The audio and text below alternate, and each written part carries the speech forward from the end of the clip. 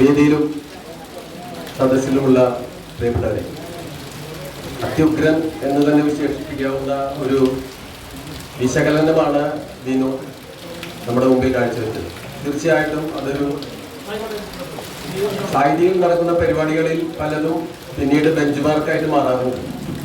സത്യത്തിൽ ഒരു കൃതിയെ, ഒരു നോവലിനെ എങ്ങനെയാണ് സമീപിക്കേണ്ടത്, അതിൻ്റെ സവിശേഷതകൾ, ഒരു കഥ പറച്ചിലിനപ്പുറം, കാരണം ആ നോവൽ വായിച്ച പലരും കൂടെ ഉണ്ടെങ്കിൽ ഒരു കഥ പറച്ചിലിന് ഒരു പ്രസക്തിയില്ല. പക്ഷെ ഒരു കഥ പറച്ചിലിനപ്പുറം ഒരു നോവൽ എങ്ങനെയാണ് വിശകലനം ചെയ്യേണ്ടത്, അതിലെ രാഷ്ട്രീയം, അതിലെ മാനുഷികത, അതിലെ മറ്റു പല ഘടകങ്ങളും എങ്ങനെയാണ് വിശകലനം ചെയ്യേണ്ടത് എന്നതിൻ്റെ ഒരു ബെഞ്ച് മാർക്കായി മാറി വിനോദിന്റെ പ്രസംഗം. ഞാൻ അതിനു മുമ്പ് ഈ ഡ്രാക്കുള ഒരു വായനക്കാരൻ എന്ന നിലയ്ക്ക് ഞാൻ വായിച്ച അനുഭവങ്ങൾ പറയാം. ഡ്രാക്കുള ഞാൻ വായിക്കുന്നത് എൻ്റെ ഒരു കൗമാരകാലത്താണ്. കൃത്യമായിട്ട് പറയുകയാണെങ്കിൽ ഞാൻ പ്രീ ഡിഗ്രിക്ക് പഠിക്കുന്ന ഒരു സമയത്ത് കേരള കോളേജിന്റെ ലൈബ്രറിയിൽ നിന്നാണ് സമ്പൂർണ്ണ കൃതിയായിട്ടുള്ള അതിന്റെ മൂലകൃതിയുടെ പരിഭാഷയാണ് ഞാൻ വായിച്ചിട്ടുള്ളത്. ഭയത്തിന്റെ വേദപുസ്തകം എന്ന് വിളിക്കാവുന്ന തരത്തിൽ എന്നെ സത്യത്തിൽ അത് ഭയപ്പെടുത്തി കളഞ്ഞ ഒരു പുസ്തകമാണ് ശരിക്കും.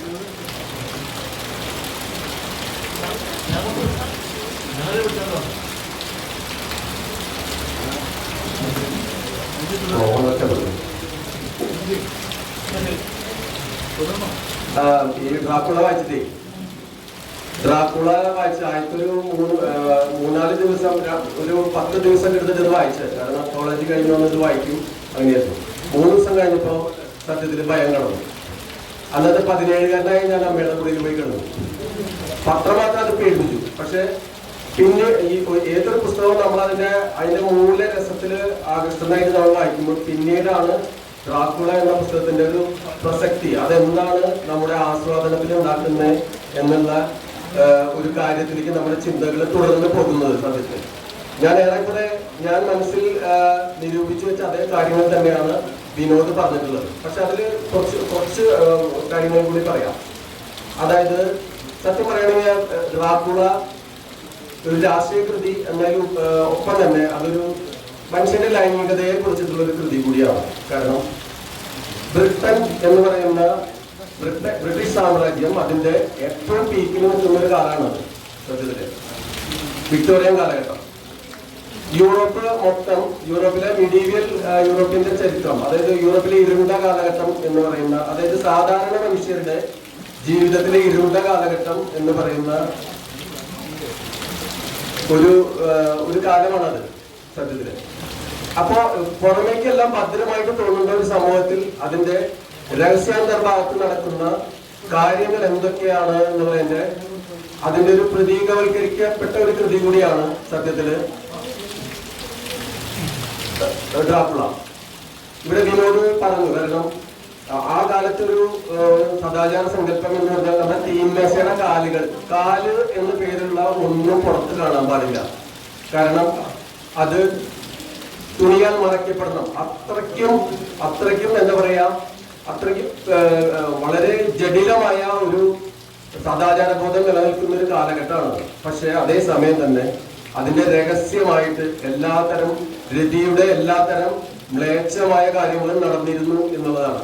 ശവരതി, സംഘരതി, അങ്ങനെ മൃഗരതി, അങ്ങനെ എല്ലാം വളരെ മാന്യന്മാര് എന്ന് വിചാരിക്കുന്ന സമൂഹത്തിൽ ഉപരിവർഗം, അത് എടുത്തു പറയണം, ഉപരിവർഗം നടത്തിയിരുന്ന ഒരു കാലം കൂടിയാണ് ബ്രിട്ടൻ. തീർച്ചയായിട്ടും വിനോദ് പറഞ്ഞ ഒരു കാര്യം കറക്റ്റാണ്. കാരണം സത്യത്തിൽ നിങ്ങൾ ഇത്ര വലിയ സാമ്രാജ്യമാണെങ്കിൽ നിങ്ങളുടെ യഥാർത്ഥത്തിൽ എന്താണ് എന്നുള്ള പൊളിച്ചെഴുതിയ അല്ലെങ്കിൽ തുറന്ന് അനാവൃതമാക്കപ്പെട്ട ഒരു കൃതിയാണ് ശരിക്കും ബ്രാം സ്റ്റോക്കറുടെ ഡ്രാക്കുള. ഇതിലൊരു രസം എന്താ വെച്ചാൽ നമ്മൾ ഇന്ന് ഇന്ത്യൻ സമൂഹത്തിലും കേരളീയ സമൂഹത്തിലും നമ്മൾ പല കാര്യത്തിലും നമ്മൾ ഉയർത്തിപ്പിടിക്കുന്ന, നമ്മൾ വാഴ്ത്തിപ്പാടുന്ന ഈ സദാചാരം ഉണ്ടല്ലോ, അത് വിക്ടോറിയൻ സദാചാരം. എന്തുകൊണ്ട് ഇവിടെ വന്നു? ആ സമയത്ത് ബ്രിട്ടീഷുകാരാണ് ഇവിടെ ഭരിക്കുന്നത്. അവര് ഇവിടെ നമ്മുടെ ചരിത്രത്തിലൊരു കുഴപ്പമുണ്ട്. രാജാവ് കീഴടക്കി, യുദ്ധത്തിൽ കീഴടക്കി, അങ്ങനത്തെ കുറച്ച് കാര്യങ്ങൾ മാത്രമേ പറയുള്ളൂ. അല്ലെങ്കിൽ ആ കാലഘട്ടത്തിലെ പ്രധാന നിയമങ്ങൾ, സിവിൽ നിയമങ്ങൾ. പക്ഷെ ഇത് കൂടാതെ ഉപനിയമങ്ങളുണ്ട്. അന്ന് കാലത്ത് ബ്രിട്ടീഷുകാർ നടപ്പാക്കിയ അവര് വിക്ടോറിയൻ സദാചാരം ഇവിടെ അടിച്ചേൽപ്പിച്ചിട്ടുണ്ട് നമ്മുടെ സമൂഹത്തിൽ. പക്ഷെ അവരത് ചവിട്ടിലോട്ടയിൽ ഇരുന്നിട്ടും നമ്മളിപ്പോഴും അത് പൊക്കി പിടിച്ച് നടക്കുന്നു. അതായത് ഡ്രാക്കുളയുടെ കഥയായിട്ട് വളരെ സാമ്യമുണ്ട്. ഡ്രാക്കുള ഒരാളുടെ രക്തം കുടിച്ചു കഴിഞ്ഞാൽ ഡ്രാക്കുള ആ രക്തം കുടിച്ച ആളും ഡ്രാക്കുളയായി മാറും, അല്ലെങ്കിൽ വാമ്പയറായിട്ട് മാറുന്നുള്ളതാണ്. അത് തന്നെയാണ് ഇവിടെ നടക്കുന്നത്. കാരണം വിക്ടോറിയൻ സദാചാരത്തിന്റെ ഒരു വിത്ത് ഇവിടെ കൊണ്ടിട്ട് ഇന്നും നമ്മളത് പൊക്കിപ്പിടിച്ച് നടക്കുന്നതാണ് നമ്മുടെ സമൂഹം. അല്ലാതെ ഇന്ത്യൻ സദാചാരമല്ല നമ്മൾ കൊണ്ട് നടക്കുന്നത്. ഭാരതീയമായിട്ടുള്ള ഒരു സദാചാര സങ്കല്പമല്ല. പ്രത്യേകിച്ച് ലൈംഗികതയിലോ ഒരുപാട് സ്വാതന്ത്ര്യമുള്ള ഒരു സംസ്കാരത്തിന്റെ ഉടമകളായ ഇന്ത്യൻ സംസ്കാരത്തെ വിക്ടോറിയൻ സദാചാരം ഹൈജാക്ക് ചെയ്തു. അതിന്റെ പ്രേതമാണ് ഇന്നും കൊണ്ടു നടക്കുന്നത്. അപ്പൊ ആ വിക്ടോറിയൻ സദാചാരം എന്തായിരുന്നു സത്യത്തിൽ നിങ്ങൾ എന്നുള്ളത് തുറന്നു കാട്ടുന്ന ഒരു കൃതിയാണ് ഈ ഡ്രാക്കുള. അതേസമയം പിന്നെ വിനോദ് ഇവിടെ വിട്ടുപോയ ഒരു ക്യാരക്ടറുണ്ട്. അത് ഡോക്ടർ സെവാർഡിന്റെ ആ മെന്റൽ അസൈലത്തിലൊരു ഭ്രാന്തൻ ഉണ്ടായിരുന്നു. ഈ ഡ്രാക്കുള വരാൻ പോകുന്നത് ഇയാൾക്ക് നേരത്തെ അറിയാം. ഡോ മാസ്റ്റർ എന്നൊക്കെ പറഞ്ഞിട്ട് ഇയാൾ വിളിക്കും. അപ്പൊ ഡ്രാക്കുളയ്ക്ക് ഒരു സ്ഥലത്ത് നിന്ന് വേറെ സ്ഥലത്തേക്ക് പോകണമെങ്കിൽ ക്ഷണം കിട്ടണം. അയാൾ ഇംഗ്ലണ്ടിൽ വരുന്നത് അവിടുത്തെ ഒരു ജോനാഥൻ വന്നതിന് ശേഷം ജോനാഥൻ വന്നതിന് ശേഷം ഇംഗ്ലണ്ടിലെ ഒരു റിയൽ എസ്റ്റേറ്റ് കമ്പനി ഒരു ലെറ്റർ അയക്കുന്നത്, നിങ്ങളൊന്ന് ഇങ്ങോട്ട് വരുമോ? ആ ക്ഷണം കിട്ടിയപ്പോൾ അയാൾ വരുന്നത് എങ്ങനെയാണെന്ന് വെച്ചാൽ ഒരു ചരക്ക് കപ്പലില വരുന്നത്. അതായത് കാരണം ഇയാൾ ഈ പെട്ടിയുടെ ഉള്ളിൽ കിടന്നിട്ടാണ് വരുന്നത്.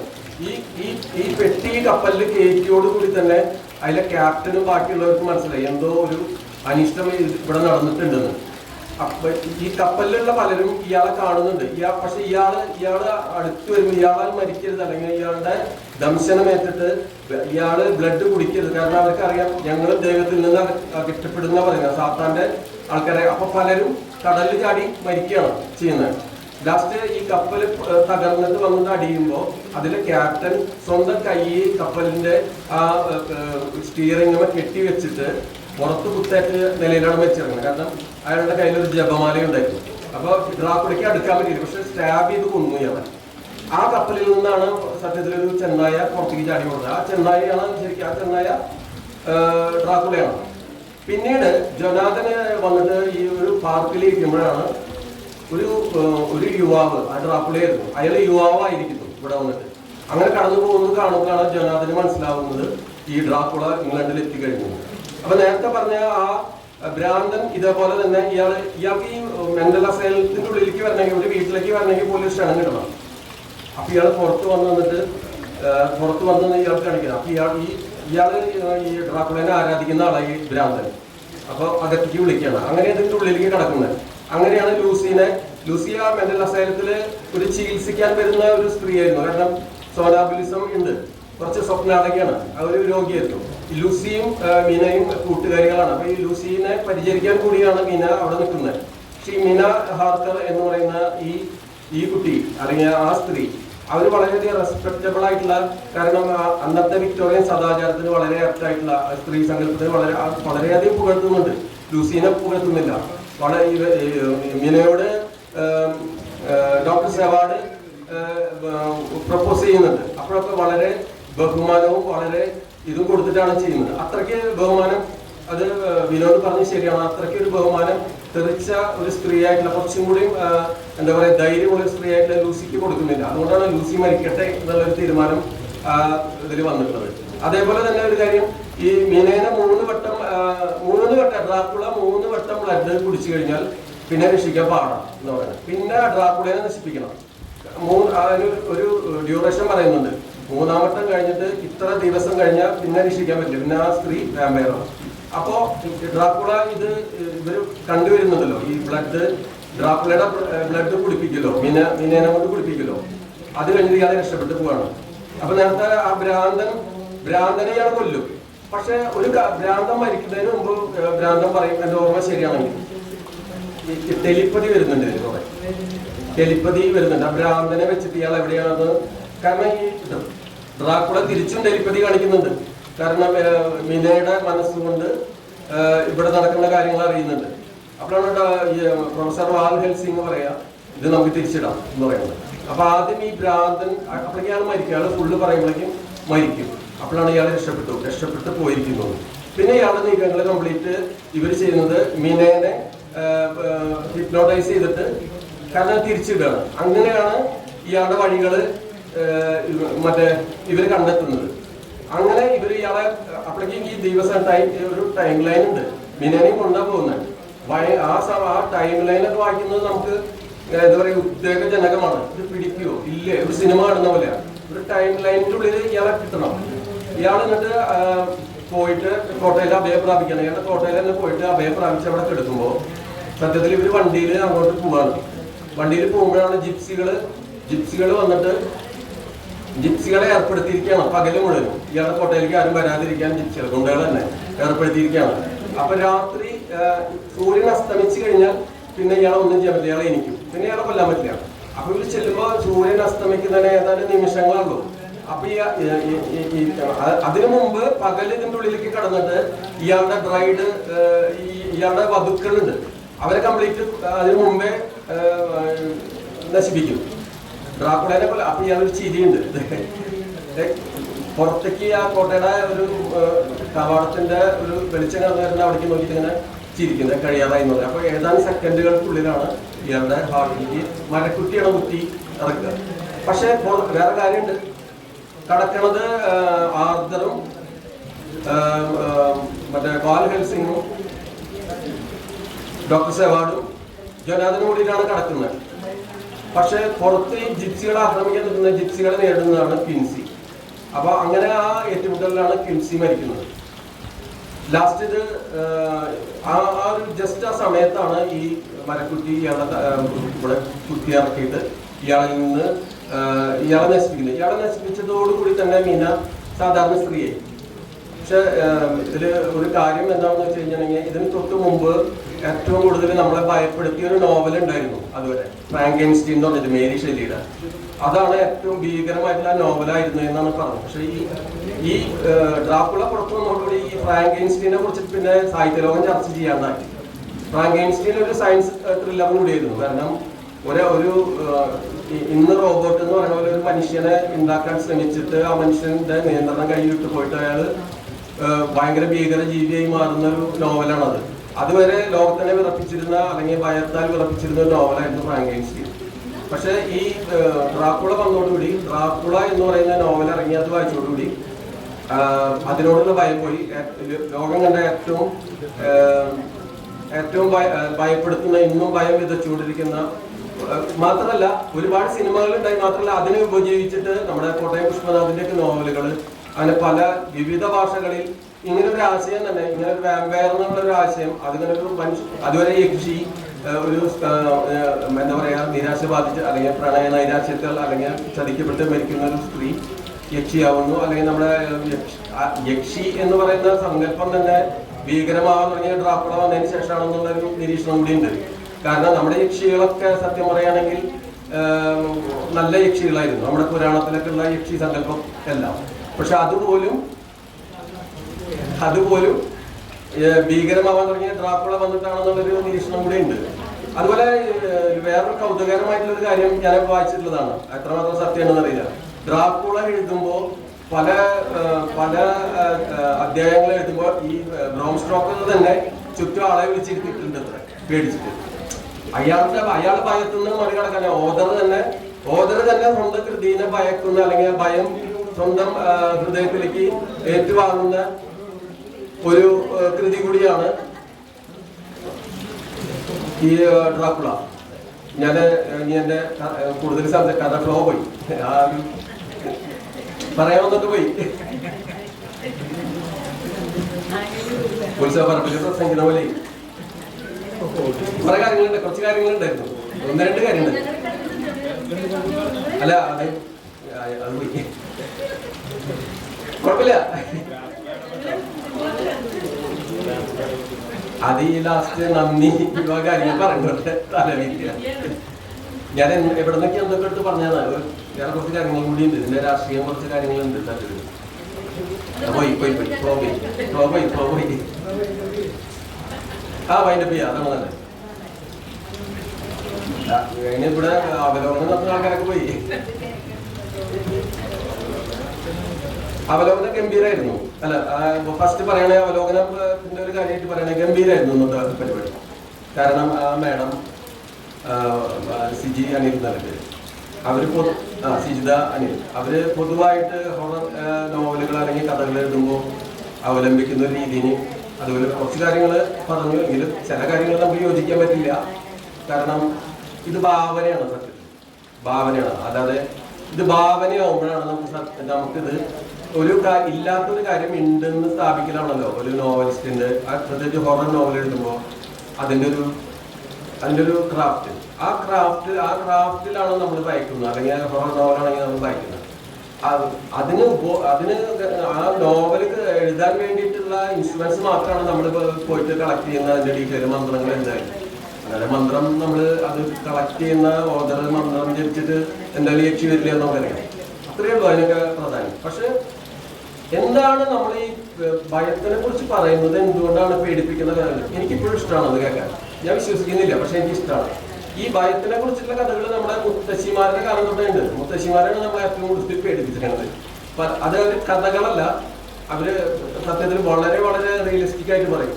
അന്ന് അവിടെ അങ്ങനെ ഉണ്ടായി, അന്നേ ഇങ്ങനെ ഉണ്ടായി എന്നൊക്കെ പറഞ്ഞ് അതിന്നാണ് നമുക്ക് കുട്ടിക്കാലം തൊട്ടിട്ടുള്ള ഒരു ഭയത്തിനോടുള്ള ഒരു ആഭിമുഖ്യം വരുന്നത്. ഒരേ സമയം നമ്മൾ ഭയത്തിനെ ഭയക്കുന്നുണ്ട്, ഇഷ്ടപ്പെടുന്നില്ല, അതേസമയം ഒരു ഇഷ്ടം തോന്നുന്നുണ്ട്. നിഗൂഢമായിട്ടുള്ള ഒരു മനുഷ്യന്റെ മനസ്സിന്റെ ഒരു വ്യാപാരമാണ് സത്യത്തിൽ ഭയം. മാത്രമല്ല നമ്മുടെ അതിജീവനത്തിന്റെ ഒരു ഭാഗം കൂടിയാണ് ഭയം. ഭയം ഒരു മോശം വികാരമല്ല. കാരണം ഭയം എന്നുള്ള ഒരു വികാരം നമ്മളില്ലെങ്കിൽ നമ്മൾ പല കുഴപ്പങ്ങളും ചെന്ന് ചാടും. പിന്നെ ഈ ധൈര്യം എന്ന് പറയുന്ന സാധനം നമ്മൾ അമ്മയുടെ വയറ്റിൽ നിന്ന് കൊണ്ടുവരുന്നതല്ല, ഭയം കൊണ്ടുവരുന്നത്. കാരണം നമ്മുടെ സർവൈവലിന്റെ ഭാഗമായതുകൊണ്ട് ധൈര്യം നമ്മൾ ഇവിടെ വന്നിട്ട് ഉണ്ടാക്കുന്നതാണ്. ഭയത്തിനെതിരെയുള്ള ഒരു പോരാട്ടമാണ് ജീവിതം സത്യത്തിൽ. എങ്കിലും മനുഷ്യന്റെ ജൈവികമായിട്ടുള്ള ഒരു പിടിച്ചുവലി ഭയത്തിലേക്ക് ഉണ്ട്. കാരണം നമ്മൾ കൊണ്ടുവന്ന സാധനം ഭയമാണ്. അപ്പൊ അതിനെ ആസ്വദിക്കാൻ, അതിന്റെ വേറെ രീതിയിൽ കഥകൾ നിലയാൻ അല്ലെങ്കിൽ അത് കേൾക്കാൻ ഉള്ള ഒരു ത്വര നമുക്കുണ്ട്. ഈ ഡ്രാക്കുളയുടെ കഥ വേറൊരു ആംഗിളും കൂടി ഉണ്ടായിരുന്നു. ഞാനത് ഈ അകാലത്തിന്റെ തന്നെ വിട്ടുപോല. ഡ്രാക്കുളയുടെ മനസ്സിൽ തുടരുന്നു പറഞ്ഞില്ല. ഒറ്റ മനുഷ്യനിൽ തന്നെ ഡ്രാക്കുളയും അതിനെ നിർത്തുന്നത്. അതൊരു മൃഗത്വം കൂടിയാണ്. കാരണം ആ ഡ്രാക്കുള അവരുടെ ബ്ലഡ് കുടിക്കുന്നതും ബ്ലഡ് എടുക്കുന്നതും ബ്ലഡ് കുടിപ്പിക്കുന്നതൊക്കെ എന്ന് പറഞ്ഞു കഴിഞ്ഞിട്ടുണ്ടെങ്കിൽ അതൊരു മൃഗസമാനമായിട്ടുള്ള ഒരു മൃഗസമാനമായിട്ടുള്ളൊരു മനോഭാവമാണ് സത്യത്തിൽ അത്. കാരണം കുറെ മനുഷ്യന്മാര് ആ ഡ്രാക്കുള എന്ന് പറയുന്ന നോവലിൽ കാണിക്കുന്ന ബാക്കി എല്ലാ മനുഷ്യന്മാരും സാധാരണ മനുഷ്യരാണ്, ജിപ്സികളടക്കം. വളരെ ബാർബേറിയൻസ് ആയിട്ട് ജീവിക്കുന്ന ഇത്തിരി ഫ്ലോ കിട്ടിയിട്ടാണ് വളരെ കുഴപ്പം. വളരെ ബാർബേറിയൻ ആയിട്ട് ജീവിക്കുന്ന ജിപ്സികളെയൊക്കെ അതിൽ കാണിക്കുന്നത് ആദ്യ രംഗങ്ങളിൽ അങ്ങനെയാണ്. ഒരു കുരിശ് കൊടുത്തിട്ട് ഒരു ഡയലോഗ് അടിക്കും. കാരണം ഈ പറഞ്ഞ കാര്യങ്ങളൊക്കെ ഉണ്ട്. കാരണം ബ്രിട്ടീഷുകാർക്ക് പടിഞ്ഞാറൻ യൂറോപ്പിന് കിഴക്കൻ യൂറോപ്പുകാരോടുള്ള പുച്ഛൊക്കെ ഉണ്ടെങ്കിൽ കൂടി അവർക്ക് അറിയാം, മറ്റവർക്ക് ഞങ്ങൾ പറഞ്ഞ ഇയാൾ കേൾക്കില്ല എന്ന് പറയാം. അപ്പോൾ ഇയാൾ പോകുമ്പോൾ പറയും അങ്ങനെ പോണ്ടെന്നൊക്കെ പറയും. ലാസ്റ്റ് ആ സ്ത്രീ പറയും, എന്നാ ശരി നിങ്ങളൊരു കാര്യം ചെയ്യും, ഇത് നിങ്ങൾ കളയാതെ സൂക്ഷിക്കുക, നിങ്ങളുടെ അമ്മയെ വിചാരിച്ചിട്ടെങ്കിലും ഇന്ന് പറയുന്നൊരു സീനുണ്ട്. കുരിശ് കൊടുത്തിട്ടാണ് പറയുന്നത്. ആ കുരിശ് ഇട്ടിട്ടാണ് ഇവര് ഇയാളെ രക്ഷപ്പെടുന്നത്. കാരണം ആ കൺട്രോള് പോയിട്ട് തൊണ്ടയിൽ പിടിക്കും. ഷേവ് ചെയ്യുമ്പോഴും മുറിവ് ഉണ്ടാകുമ്പോൾ തൊണ്ടയിൽ പിടിക്കും. അപ്പോഴാണ് ഈ കുരിശ് കാണുക. ആ കുരിശ് കാണുമ്പോൾ അയാൾ വിട്ടുപോകും. ഇവർ രണ്ടുപേരും ആ സമയത്ത് നന്നായി ബിഹേവ് ചെയ്യും. ഡ്രാക്കുളയെ സംബന്ധിച്ചെന്ന് വെച്ചാൽ ഞാൻ വാമ്പയർ അല്ലാന്ന് അറിയിക്കും വേണം, വെട്ടിപ്പോയി. മറ്റാൾക്ക് ഞാൻ ഇയാളെ വാമ്പയർ ആണെന്ന് സംശയിക്കണമെന്ന് അറിയാനും പാടില്ല. അപ്പൊ രണ്ടുപേരും നന്നായി ബിഹേവ് ചെയ്യും. ഞാൻ പറഞ്ഞു തന്ന പോയിന്റ് അതല്ല, വളരെ ബാർബേറിയൻസ് ആയിട്ടുള്ള പലരും കാണിക്കുന്നുണ്ട്. ഈവൻ ഇവരെ ആക്രമിക്കുന്ന ജിപ്സികൾ അല്ലെങ്കിൽ ഗുണ്ടകളായിട്ടുള്ള ആൾക്കാരെ കാണിക്കുന്നുണ്ട്. പക്ഷെ ഇവരൊക്കെ മനുഷ്യന്മാരാണ്. വളരെ ക്രൂരമായിട്ടുള്ള ആൾക്കാരെ എല്ലാവരും കാണിക്കുന്നുണ്ട്. അപ്പൊ വളരെ ക്രൂരമായിട്ടുള്ള ആൾക്കാരുടെ ഇടയിൽ മനുഷ്യനെ പോലെ തോന്നിപ്പിക്കുന്ന രൂപം മാറാൻ കഴിവുള്ള അതിലൊരു പ്രധാന ഒരു ബിംബം പറഞ്ഞില്ല ഇവിടെ, കടവാവല്. ചെന്നായിനെ പറഞ്ഞു, ഓക്കെ, കടവാവല്. ഇയാൾ പലപ്പോഴും രക്ഷപ്പെടുന്ന കടവാവലായിട്ടാണ്. ഫസ്റ്റ് ലൂസീനെ ഇയാൾ ബ്ലഡ് ഇങ്ങനെ കുടിക്കുന്നത് അകലെന്ന് ഇവർ കണ്ടുവരും. അപ്പൊ കണ്ടുവരുമ്പോ ഇയാൾ കുനിഞ്ഞിരിക്കുന്നതാ കാണാം. അപ്പൊ തിരിഞ്ഞു നോക്കും, ഇവരെ സൗണ്ട് കേട്ടിട്ട് തിരിഞ്ഞു നോക്കും. തിരിഞ്ഞു നോക്കുന്ന സീനിൽ പറയുന്ന ഒരു വാക്കുണ്ട്, ഇയാളുടെ നോട്ടത്തിൽ കണ്ണില് നരകത്തിന്റെ തീയെരിയുന്ന, അതായത് വേറെ ഒന്നും പറയില്ല, നരകത്തിന്റെ തീയെരിയുന്ന ഒരു നോട്ടം. അപ്പൊ അതിന്റെ അർത്ഥം അതൊരു മനുഷ്യനല്ല, അല്ലെങ്കിൽ നമ്മൾ ഇന്ന് വരെ കണ്ടിട്ടുള്ള ഒരാളല്ല എന്നുള്ള ഒരു ഇത് കൊടുക്കാനാണ് അങ്ങനെ പറയുന്നത്. അതുപോലെ തന്നെ ഇത്രയും ബാർബേറിയൻസ് ആയിട്ടുള്ള ആൾക്കാരെ കാണിക്കുന്നുണ്ടെങ്കിൽ കൂടി അവരൊക്കെ മനുഷ്യരാണ്. ഇപ്പൊ മനുഷ്യനല്ലാത്ത ഒന്ന്, അതായത് മൃഗം, അതായത് നമ്മൾ മൃഗമാണല്ലോ സത്യത്തില്. നമ്മൾ സിവിലൈസേഷനാണ് നമ്മളെ മൃഗം അല്ലാതാക്കിയത്. അപ്പൊ ഏറ്റവും പറഞ്ഞു വരുന്നത് ഏറ്റവും അൺസിവിലൈസ്ഡ് ആയിട്ടുള്ള മനുഷ്യ ചരിത്രത്തിൽ തന്നെ ഏറ്റവും അൺസിവിലൈസ്ഡ് ആയിട്ടുള്ള പുറമേക്ക് നല്ലതെന്ന് തോന്നുന്ന അൺസിവിലൈസ്ഡ് ആയിട്ടുള്ള ഒരു വ്യവസ്ഥിതിയായിരുന്നു ബ്രിട്ടനിലാണ് നിലനിന്നിരുന്നത്. അതായത് പുറമേക്ക് മനുഷ്യനാണെന്ന് തോന്നും, ആ സമൂഹത്തിലെ മനുഷ്യരെയാണ്.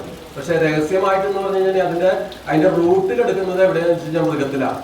അപ്പൊ അതാണ് ഞാൻ നേരത്തെ പറഞ്ഞ ഇതിൽ ലൈംഗികതയുടെ ഒരു കാര്യം പറഞ്ഞത്.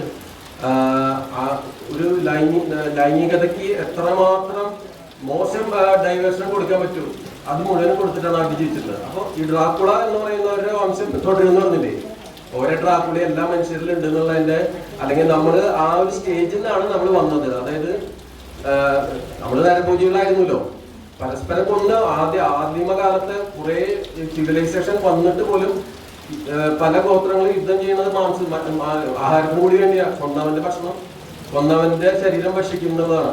അപ്പൊ ആ മനുഷ്യന്റെ ഉള്ളിലുള്ള ആ മൃഗം എന്ന് പറയുന്ന അതിനെ കൂടി വിശകലനം ചെയ്ത് അതിനെ എത്രത്തോളം മുന്നോട്ട് പോകാൻ പറ്റും, അല്ലെങ്കിൽ അത് മാക്സിമം അത് ഏത് ലെവലിൽ എത്തുന്നുള്ളതിന്റെ ഒരു സംക്ഷിപ്തമായിട്ടുള്ള ഒരു നോവലും കൂടിയാണ് ഡ്രാക്കുള. ഇനി ഈ അവലോകനത്തിലേക്ക് കിടക്കാം. നമ്മുടെ ഇവിടെ സ്വാഗതം പറഞ്ഞത് രാജ്കുമാരി വിനോദാണ്. സത്യത്തിലൊരു നമ്മുടെ ഈ പ്രോഗ്രാമിന്റെ ഒരു കർട്ടൻ റൈസർ പോലെയാണ് അവരുടെ ഒരു അവതരണം അറിയപ്പെട്ടത്. കാരണം എന്താണ് പറയാൻ പോകുന്നത് മുഴുവനും പറഞ്ഞില്ല, പക്ഷെ പറയാൻ പോകുന്ന കാര്യത്തിന്റെ ഒരു കർട്ടൻ റൈസർ എന്ന രീതിയിൽ ആ ഒരു സ്വാഗത പ്രസംഗത്തിലെ ഡ്രാക്കുളയെ കുറിച്ച് പറഞ്ഞത് വളരെ ഉചിതമായി വളരെ മികച്ച ഒരു അവതരണമായിരുന്നു. പിന്നെ ഏവർക്കും അറിയാവുന്ന പോലെ കെ ഉണ്ണീഷ്ണൻ ഉണ്ണിബായി പിന്നെ എല്ലാ പരിപാടികളും വളരെ കൈയടക്കത്തോടു കൂടിയിട്ട് എവിടെ കട്ട് ചെയ്യണം, എന്തൊക്കെ സംസാരിക്കണം, ആരൊക്കെ എന്തൊക്കെ സംസാരിക്കണം എന്നുള്ള വളരെ സത്യം പറയുന്ന ആൾക്ക് ഇവിടുത്തെ എഡിറ്റർ എന്നുള്ള ഒരു കൂടി കൊടുക്കണം. കൃത്യം മികച്ച രീതിയിൽ പരിപാടികൾ എഡിറ്റ് ചെയ്ത് കൊണ്ടുപോകുന്നതുകൊണ്ടാണ് നമ്മുടെ പരിപാടികൾ ടൈമിംഗ് ആയിട്ട് കഴിയുന്നത്, അല്ലെങ്കിൽ ഇത് കഴിയില്ല. മാത്രമല്ല അതാത് സമയത്ത് ഓരോ ഇടവേളയിലും വന്ന് ഇടപെട്ട് വളരെ യുക്തമായിട്ടുള്ള വാക്കുകൾ പറഞ്ഞു ഉണ്ണിബായിക്ക് ഞാൻ നന്ദി പറയുകയാണ് അതോടൊപ്പം. അതുപോലെ തന്നെ രാജ്കുമാരി വിനോദിനും നന്ദി പറയുകയാണ്. സിജിത അലിന്റെ കാര്യം ഞാൻ നേരത്തെ പറഞ്ഞു. അവർ വളരെ എങ്ങനെയാണ് ഹൊറർ നോവലിലേക്ക് എത്തുന്നത്, അതിന്റെ ഒരു ക്രാഫ്റ്റ് എങ്ങനെയാണ് ഉണ്ടാക്കുന്നതിനെ കുറിച്ചിട്ട് പറഞ്ഞു. അപ്പോൾ ഉചിതമായിട്ടുള്ള ഒരു ഉദ്ഘാടന പ്രസംഗമായിരുന്നു സിജിത അനിലിന്റെ. പിന്നെ സെബാസ്റ്റ്യൻ ജോസഫ് സാറ് വന്നിട്ടില്ല. പിന്നെ വിനോദിന്റെ പ്രസംഗത്തിനെ കുറിച്ച് ഞാൻ നേരത്തെ പറഞ്ഞു. പക്ഷെ എന്നാലും ഒന്നുകൂടി പറയാൻ, അത് ഞാൻ ആത്മാർത്ഥമായിട്ട് പറയാണ്, ഒന്നുകൂടി പറയേണ്ട ഒരു കാര്യം. കാരണം ഞാൻ പറയുന്നു, ഞാനടക്കമുള്ള എല്ലാവരും ഇവിടെ സത്യം പറയാൻ കൃതിയെ പറ്റി പറയുമ്പോൾ പലപ്പോഴും ആ കൃതിയുടെ കഥയെ പറയാം. കഴിഞ്ഞ ചെമ്മീനെ പറ്റി പറഞ്ഞപ്പോൾ ചെമ്മീന്റെ കഥ, ചെമ്മീൻ സിനിമ നമ്മൾ കണ്ടിട്ടുള്ളതാ, കേട്ടിട്ടുള്ള, അത് പറയേണ്ട കാര്യമില്ല. അത് എങ്ങനെയാണ് സമൂഹത്തിൽ ഇടപെട്ടത്, അത് എങ്ങനെ വന്നു, അതിന്റെ മറ്റ് കാര്യങ്ങൾ പറയലാണ് ഒരു നോവലിനെ കുറിച്ച് അല്ലെങ്കിൽ കവിതയെ കുറിച്ചായാലും ശരി, സിനിമയെ കുറിച്ചാണെങ്കിലും നമ്മൾ ആ സിനിമ കണ്ടിട്ടുണ്ടാവും അല്ലെങ്കിൽ ആ നോവൽ വായിച്ചിട്ടുണ്ടാവും. കുറച്ച് പേര് വായിക്കാത്തവരുണ്ടാവും, അവർ വായിക്കാൻ പ്രേരിപ്പിക്കുകയാണല്ലോ വേണ്ടത്, അല്ലാണ്ട് നമ്മൾ കഥ പറഞ്ഞു കൊടുക്കുക. പലപ്പോഴും ആ കഥ പറഞ്ഞ് നമ്മുടെ സമയം പോവുകയാണ് പതിവ്. വിനോദ് എന്ന് ചെയ്തതെന്ന് പറഞ്ഞാൽ കഥ പറഞ്ഞു എന്ന് ചോദിച്ചാൽ പറഞ്ഞു. പക്ഷെ വിനോദ കഥ എന്തിനാണ് പറഞ്ഞതെന്ന് വെച്ചാൽ ഇന്നത് കൊണ്ടാണ്. ഏറ്റവും മികച്ച എനിക്ക് തോന്നിയത് ഏതൊരു ഉത്കൃഷ്ട കൃതിയുടെയും ലക്ഷണം ഇപ്പോഴും എപ്പോഴും അതിലൊരു രാഷ്ട്രീയം ഉണ്ടാവുന്നതാണ്. പ്രത്യേകിച്ച് നമ്മൾ സിവിലൈസ്ഡ് ആയിട്ടുള്ള കാലത്ത് എല്ലാവരും രാമായണത്തിൽ വരെ രാഷ്ട്രീയമുണ്ട്, ആ കാലത്തെ രാഷ്ട്രീയമുണ്ട്. അതുകൊണ്ടാണ് നമ്മളിപ്പോഴും ചർച്ച ചെയ്യുന്നത്. ആ കാലത്തെ എക്കാലത്തെയും സ്ത്രീയുടെ പ്രശ്നങ്ങളുണ്ട്, എക്കാലത്തെയും കീഴാളിന്റെ പ്രശ്നങ്ങളുണ്ട്, ഉപരിവർഗം എങ്ങനെയാണ് പെരുമാറുന്നത്, മറ്റേ ചാതുർവർണ്ണ എങ്ങനെയാണ്, അതൊക്കെ ഉണ്ട്. അപ്പൊ അതിലൊരു രാഷ്ട്രീയമുണ്ട്. ഈ ശരിക്കും പറയാൻ ഒരു ഭയം ജനിപ്പിക്കുന്ന ഒരു ത്രില്ലർ എന്നതിലുപരി ഇതിലൊരു രാഷ്ട്രീയമാണ്. ആ രാഷ്ട്രീയം കൃത്യമായിട്ട് വിനോദ് വളരെ കുറച്ച് വാക്കുകളിൽ ഉദാഹരണ സഹിതം വളരെ കൃത്യമായിട്ട് പറഞ്ഞു. അല്ലെങ്കിൽ വിനോദ് വളരെ നല്ല ഒരു പ്രാസംഗികനാണ്. കാരണം കാര്യങ്ങൾ പഠിച്ചിട്ട് പറയുന്ന പുസ്തകം വായിച്ചിട്ട് പഠിച്ചിട്ട് എനിക്ക് അത്ഭുതം തോന്നുന്നുണ്ട്.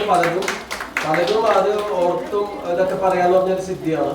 മാത്രമല്ല നമുക്ക് ഇന്ന് ഈ അടുത്ത കാലത്ത് പല സ്ഥലത്തും നമ്മളിത് കേട്ടുന്നതാണ്, പല പുസ്തകങ്ങളെ കുറിച്ച്. അടുത്ത കാലത്ത് ഒരു പുസ്തകത്തിനെ കുറിച്ച് കേട്ട ഏറ്റവും മികച്ച നിരൂപണം ശരിക്കും പറയുകയാണെങ്കിൽ അത് റെക്കോർഡ് ചെയ്തിട്ടുണ്ടെങ്കിൽ അത് കേട്ട് എഴുതി അതൊരു ഡോക്യുമെന്റ് ആക്കണമെന്ന് ഞാൻ പറയും.